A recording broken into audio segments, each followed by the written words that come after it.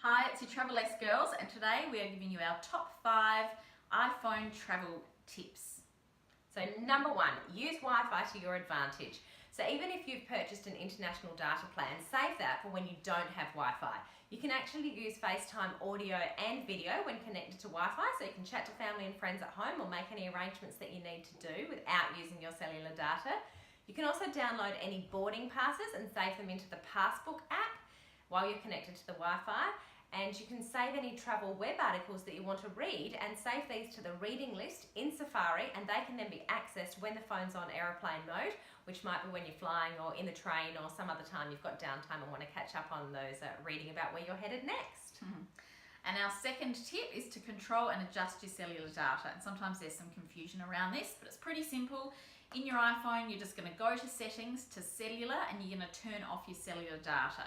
So if you want to adjust the data usage, you also want to keep in mind that some apps, especially social media, are going to use the push notifications to alert you, and they will be using your cellular data. So you want to make sure that it is turned off when you're overseas. And map it out. We've mentioned this before, but the fact that you can access maps when you're on Wi-Fi, then turn off the cellular data use, and while you're out and about, you can actually have that map and the blue dot tracking where you're headed. And our next tip is to keep track of your photos. So a lot of people don't use AirDrop, but if you're traveling with a group of friends, you don't need to use any data for this. So you need to make sure that yourself and anyone else that you're sharing the photos with have your Wi-Fi and your Bluetooth switched on.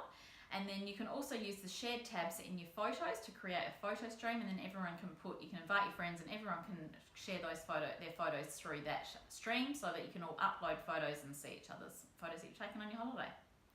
And lastly, but really importantly, one way to stay safe is to actually create a medical ID on your iPhone. If you haven't done it already, you should do it now.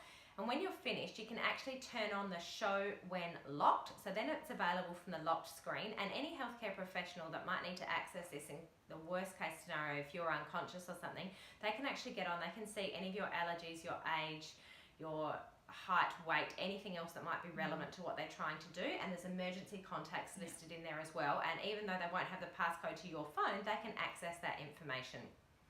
And something you may not know, but with Siri, you can actually ask Siri to call 911, whichever country you're in. That is the emergency code for the USA.